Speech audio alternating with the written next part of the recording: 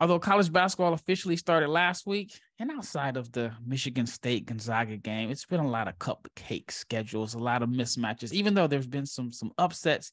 But tonight, the State Farm Classic is one of my favorite days on the college basketball calendar. And me and my guy Leif, we will break down some of the NBA prospects that will be playing tonight. Stay tuned.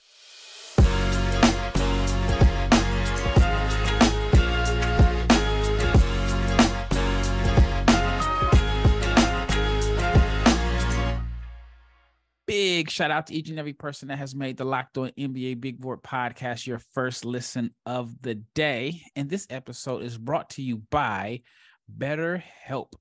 BetterHelp is the world's largest therapy service. BetterHelp has matched 3 million people with professionally licensed and vetted therapists who are available 100% online. Learn more and save 10% off your first month at betterhelp.com/lockedonnba. I am Rafael Barlowe, the director of scouting for NBA Big Board and the host of this podcast and the founder of NBA Draft Junkies. And my guy, Leif Thulin, is the man that watches more college basketball than anyone else. Leif, have you had a chance to breathe with all this college basketball going on? And you're still doing Utah Jazz stuff, so I'm wondering, man, when did you get a chance to sleep?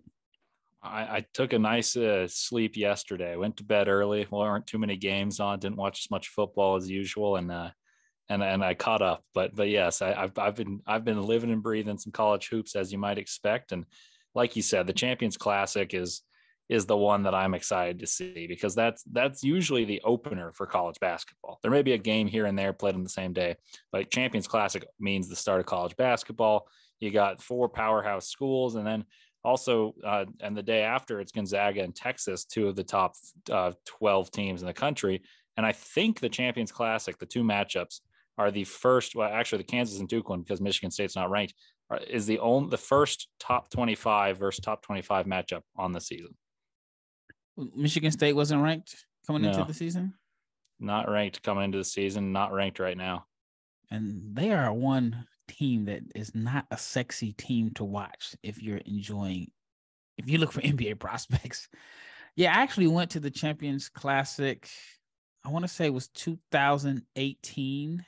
Jaren Jackson. And I remember I sat next to one of my good friends that's an agent, and he liked Jaren Jackson. I was like, there's no way he's getting that shot off. It's too funny looking. He was like, man, he's only 18 years old. He said he's going to be really good. And he was right about that. And luckily for me, I don't watch football anymore. I'm born and raised in Nebraska. Nebraska sucks right now. They've been bad for the past few years. So I don't really have any reason to watch college football. I used to know college football like I know college basketball. I used to know all the recruiting stuff, but it's hard to keep up with everything going. So yeah, it's been all basketball for me. I've been watching college basketball. And this is like the first time in a few years that I've actually been in the States. So I don't have to watch college basketball at 3:00 in the morning. So it's actually pretty good. I feel like I'm way more knowledgeable this year than I have been in years past. But let's talk about the first game in this Champions Classic. It is Kentucky versus Michigan State. Who is your top NBA prospect in this game? And obviously, they're going to come from the Kentucky side. Yeah, I'd go with Cason Wallace. I think pretty safely he's the top prospect in this game. And we talked about him briefly last week, and I think your background that you get provided and summarized is that he was not allowed to take threes. He was kind of bred into being what we'd consider glue guys, defend, rebound, finish inside. You see all of that, and then you see expanded range, expanded playmaking. And I think that's a guy with an extremely high floor and an unknown ceiling. So I'll be closely watching that one, see how he defends AJ Hoggard and Tyson Walker, who aren't NBA caliber guards, in my opinion, but they're very good college guards and they're experienced. So I'll be keeping my eyes on that matchup. Yeah, I think Cason is the top NBA prospect in this game, but I have a feeling that he may not be the best player in this game. I think that may go to Antonio Reeves, who he averaged 20 points a game last year at Illinois State, and he's off to a blistering start this year. He's averaging 20 points per game now. It's like 52, 55. Well, the 66 isn't great, but 52, 55 shooting splits.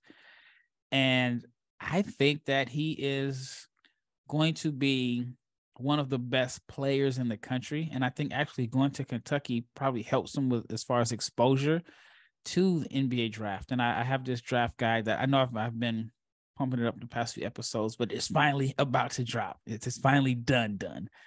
And I left him off my top 100. And I feel like that's going to be something that I'm going to regret as the season goes on. What were your thoughts on Antonio Reeves coming into the season? And like, all right, what were your thoughts on him last year? And then did they change over the summer when he had a couple of big games for Kentucky when they played some exhibition games over the summer? Yeah, stylistically, I really loved the fit right away. I could just envision a way for his role. I had a feeling he'd be one of their lead scorers because and Oscar Tshiebwe hasn't played yet, but I think once Oscar Tshiebwe plays, the floor opens up even more for him. He's going to get kick out threes off offensive rebounds. He's going to get off of post ups. The ball is going to move even better. And I think I knew that he'd be able to shoot the ball at a very high clip. I thought CJ Frederick and Reeves will really help, and that provides a spark they didn't have last year. Kellen Grady was their only shooter at Kentucky. And yes, I know they lost to St. Peter's in the first round, but that was a good team. But I didn't have championship aspirations for them because I didn't think they'd be able to shoot sustainably enough. And if Oscar had a day where he got in foul trouble, I didn't think they'd be able to produce enough points. That said, I think this year the team is excellent. They're very good 1 through 10, and they're able to play with an egalitarian system where you've got guys who score 20 a game. But I don't think if we were to say who's the best college player on that team, that would even get top 3 mentions very often by most people. I would probably put him at 3rd, but I think there's a point that it could be made that he'd be 4th. But long story short is I knew he was a good scorer. I knew he could shoot the ball, but he shot some ill-advised ones, similar to the way like Elijah Hughes shot a few years ago at Syracuse. He was forced to shoot, and you could tell he could shoot the ball, but you didn't know if it would be sustainable at a bigger school. When he transferred from Eastern Carolina to Syracuse, then he did the same thing at Syracuse, this time going to Kentucky. But yeah, I think he'll shine. I also think Jacob Toppin has an opportunity to shine in this game where Michigan State prides itself on rebounding. And I think Toppin's going to show his top tier athleticism, rebound the ball. And if he can step out and hit a few jumpers, that'll open some eyes for some scouts. Yeah, I want to talk about Toppin later, but I wanted to get your opinion on CJ Frederick. Now, is it weird to you that to see Kentucky, their 2 leading scorers are like seniors and transfers? Is that like kind of weird to you seeing that? It is a little weird, but typically when they have their best teams, they are a bit older. I mean, no, that's no exception for anyone else, but the COVID year, they didn't have transfers, but they had a experienced backcourt of Ashton Hagens, Emmanuel Quickly. They had a freshman that was Tyrese Maxey, PJ Washington, and EJ Montgomery, and they shot 80% from the free throw line. They rebounded the ball, and they had a very short rotation. This team, I think, is better than that one, and that one was one of the top 5 teams going into the tournament if it were to have happened.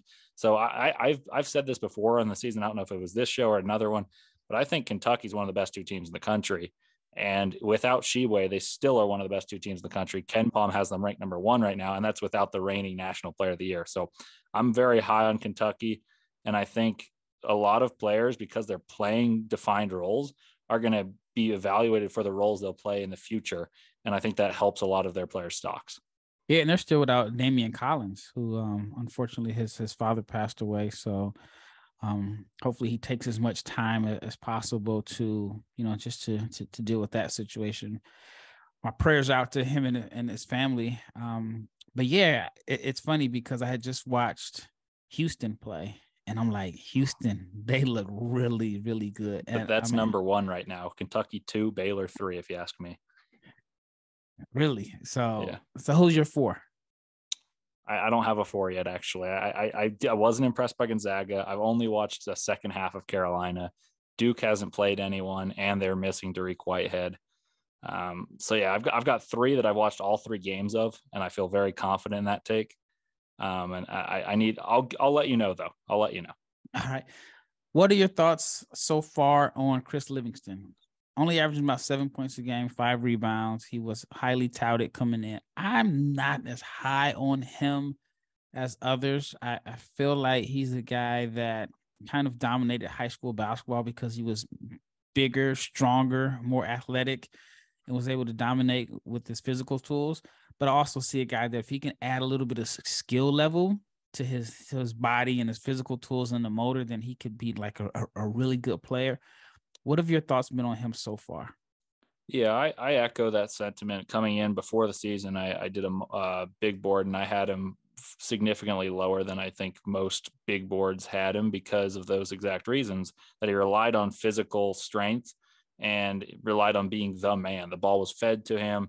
The ball was fed to him. He was in opportunistic situations. I thought for Kentucky, he'd have to play a role and excel in that role. And I wouldn't be surprised if we see him transfer or if he goes out early and just banks on potential, like in a similar sense that Peyton Watson did at UCLA, because he's going to have to take a backseat to some of the players that are more established, whether they're veterans or Case and Wallace, who seems to have he's the one and done that's kind of taking the reins at Kentucky. So I think that people should temper their expectations statistically for him, but if he can embrace a role and excel at it, he's still got a good chance to go because he's got physical tools that you can't teach. When you said transfer, I thought you were going to compare him to Khalil Whitney. I thought about that, actually. I thought about making it Kentucky to Kentucky, but I went with Peyton Watson because I think he's got a better chance to be picked off physical tools than Khalil Whitney. All right. Do you think Jacob Toppin is a second round pick? Yeah, I do. If his shot is getting better like it appears to be, form wise, I'm not saying the results are.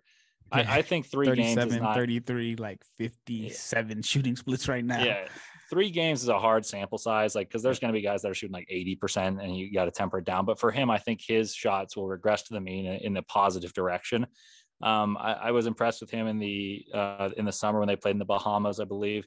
And I just think that those type of guys who embrace a role, they have an unreal motor. He's got top tier athleticism, both at the college level and the NBA level.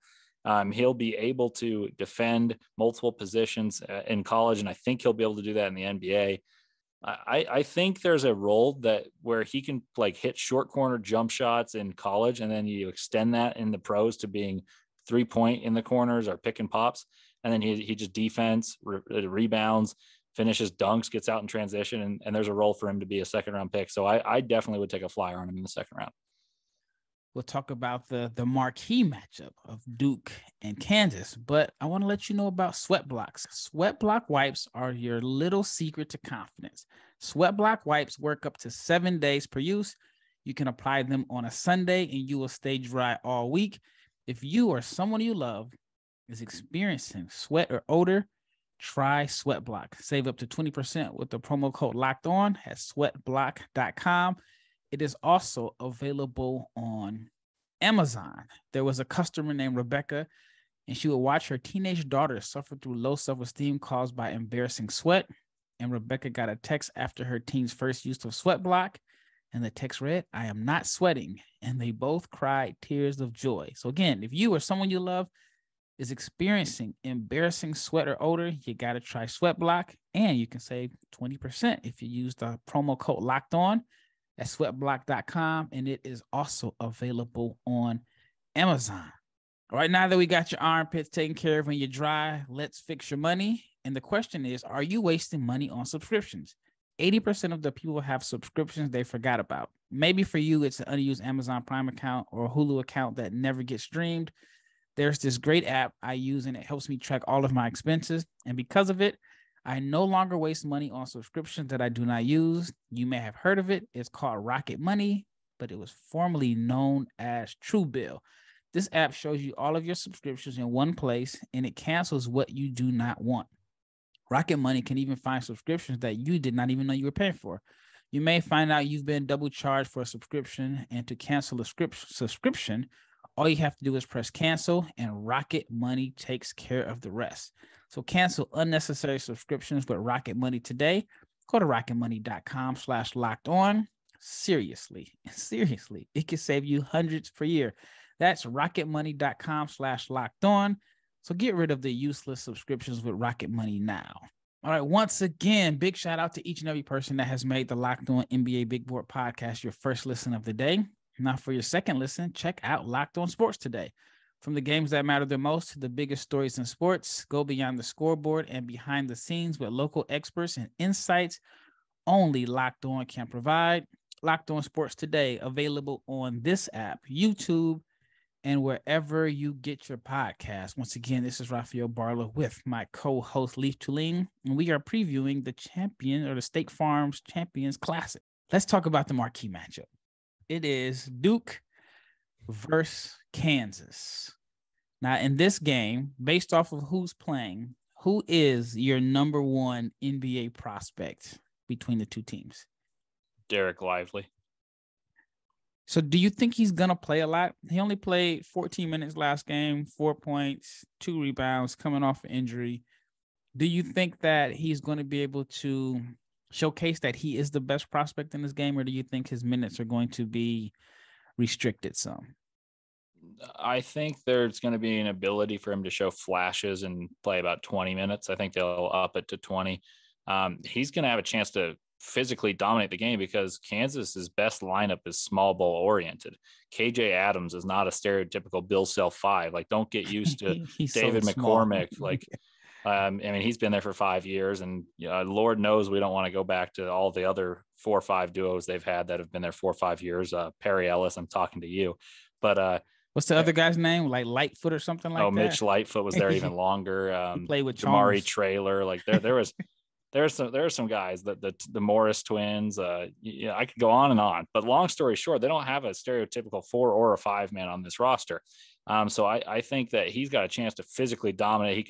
They can funnel to him in a way that Duke funneled towards Mark Williams. I'm not saying he'll be up to the caliber of Mark Williams in his second collegiate game, but he's got the physical tools to dominate. He can block shots, he'll rebound. He's more gifted than Mark Williams offensively if we're just comparing him 1-to-1. And I think even in limited minutes that there's going to be an ability to showcase the flashes of talent that make him, I think, a top 10 pick caliber type of player. Man, I'm still undecided because the Mavs and the Clippers play at 7:30 here in Dallas, and I go to Mavs games, but I'm like, I want to watch. I want to watch these two games. So I'm undecided. What I may end up doing is going to the Mavs game and sitting in a suite where there's a TV where I can watch the game. If not, then I'll go into the press box, which is so high in the air, and they have TVs up there. So maybe I'll kill 2 birds with 1 stone.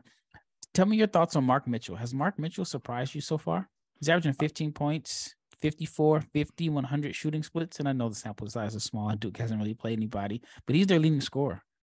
I actually wouldn't say I'm surprised by him playing better than expectations. This was a guy I was higher on than the consensus, but I am surprised he's their leading scorer. Obviously, no Dariq Whitehead or Derek Lively. That changes the situation a little bit, but you still would have guessed Roach or someone with experience would lead that. I really like the player that has more skill than they're endorsed to have, and they have physical athletic traits.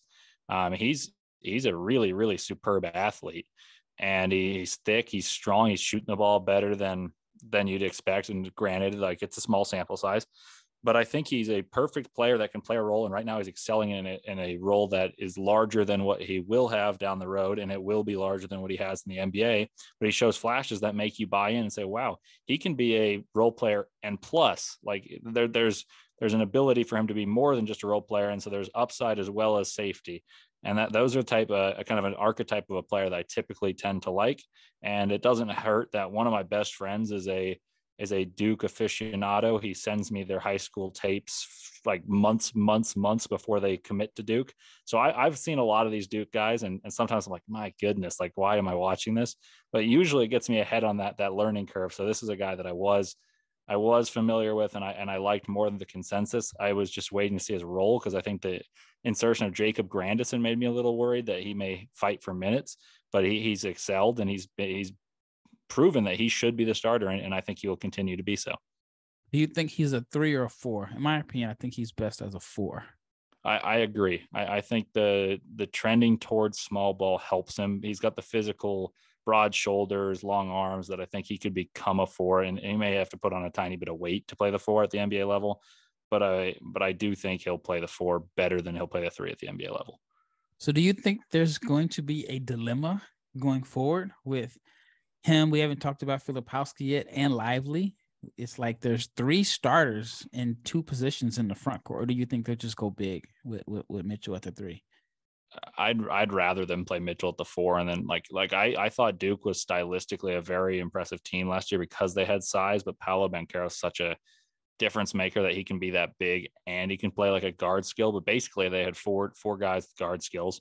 And I think they should do that. And 4 guys with guard skills and a giant. And that's the way I describe it. There's other teams that have filled this philosophy and done well. I think it helps you win more in college basketball.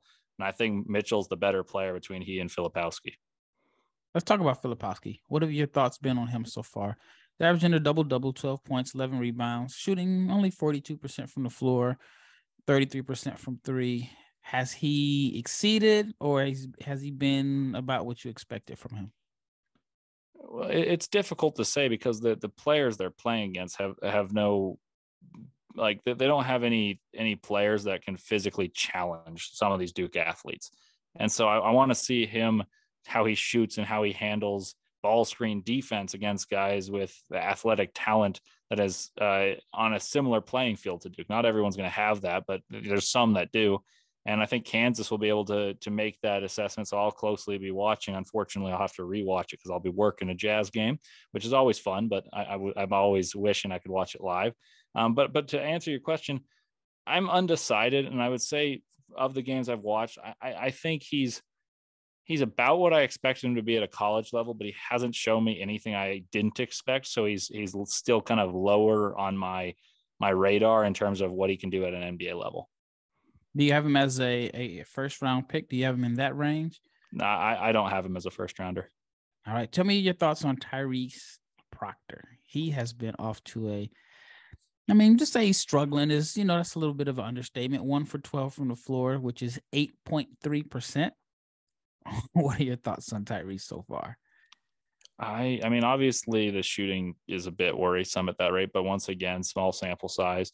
I like the way he can conduct an offense. He's kind of sharing those duties with Jeremy Roach, who's a junior and has Final Four experience, and he really excelled down the stretch last season.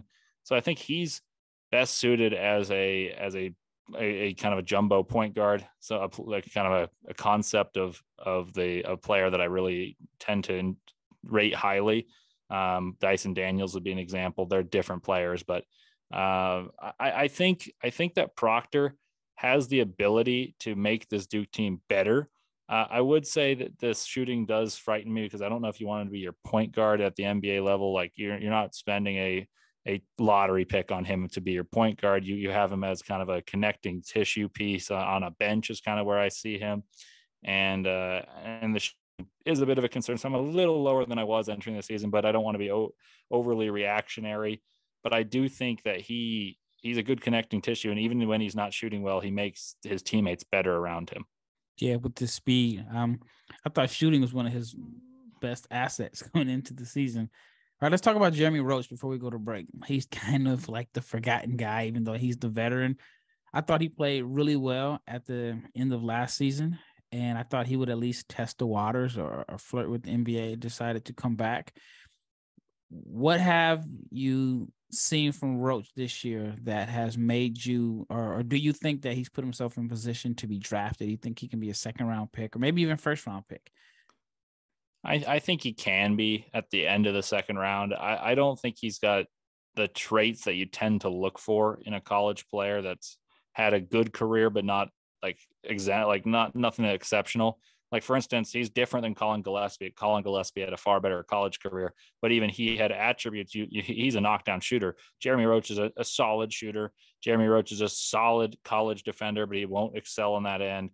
Jeremy Roach is a solid facilitator, but he won't excel. So I just don't think he has any trait other than being kind of a jack of all trades. And he's benefited from having elite talent around him. And that sounds harsh, but like when you're trying to evaluate if a player will translate to the next level, you got to consider the situation. And that's that he played with 4 first rounders last year, and he really played well and was opportunistic in picking his spots. And he was arguably the 3rd best player down the stretch last year when they made their Final Four run. but it doesn't put you automatically as an NBA player. So I would say he very well could get picked, 50 to 60, but I don't think he's done anything this year that's that different from last year. And he has similar talent that's just, it's injured right now. So I'll be curious to see what he can do to differentiate that down the road once his team is fully intact.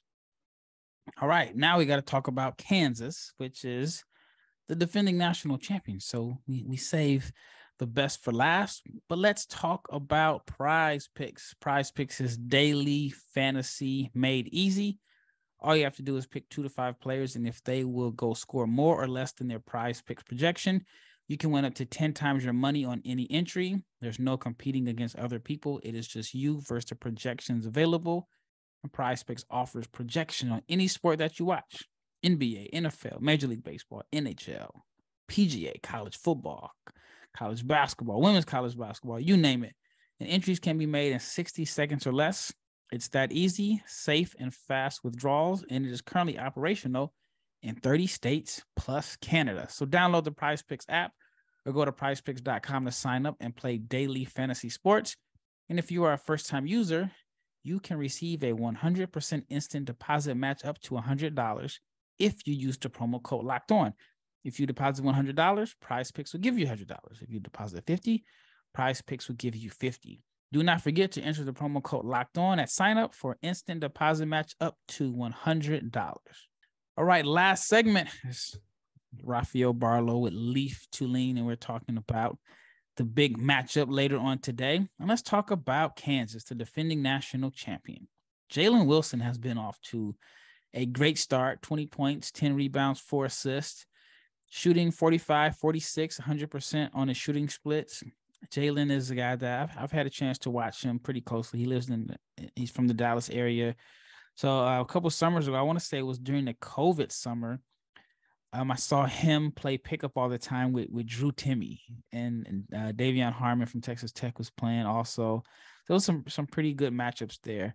And I've kind of wondered, like, what is his role? Like, he seemed like there's things that he does well, but it was, he has the body that is definitely, he has an NBA body as far as like his strength. It was like he was athletic. I was kind of just iffy on him. Then when I saw him at the combine, I thought he played okay. And then I sat next to some scouts and they were just like, he's playing okay, but he's on the same team as Christian Braun.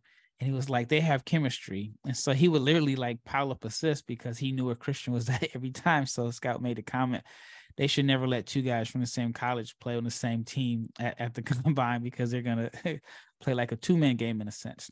So I said all that to say this: the player that I thought that he could be if he put it all together so far, small sample size, that is who he has shown so far. 2010, 4, and it's doubtful that he can keep up those numbers. But the passing, I knew he could rebound, but he's scoring the ball.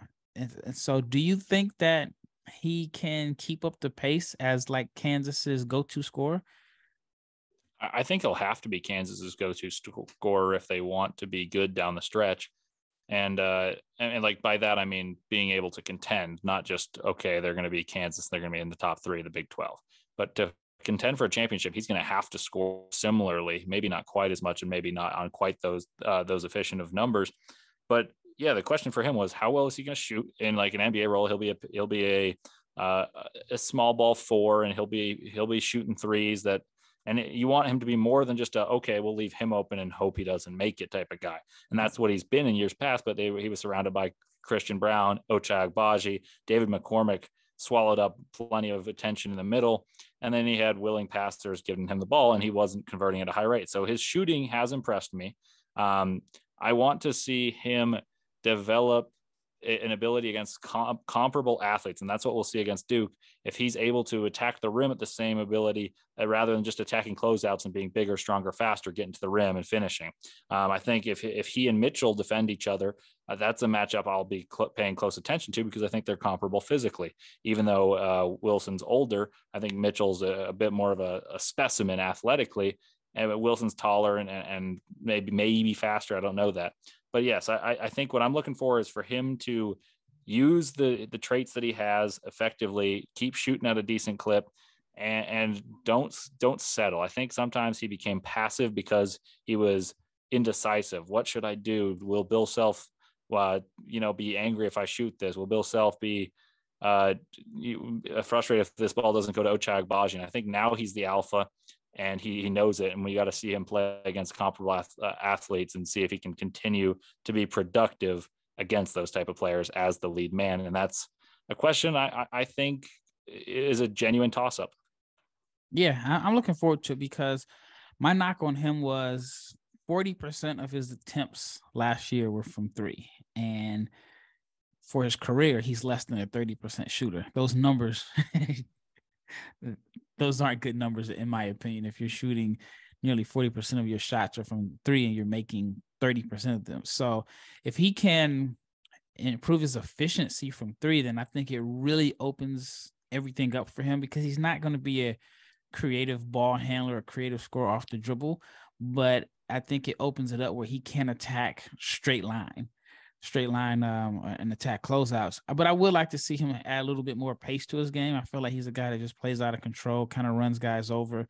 It's like a catch-22, because that same motor that makes him so good at getting offensive rebounds and extra possessions, it ends up, he's a little wild with the ball when he has it, and he's like, trying to drive into the lane.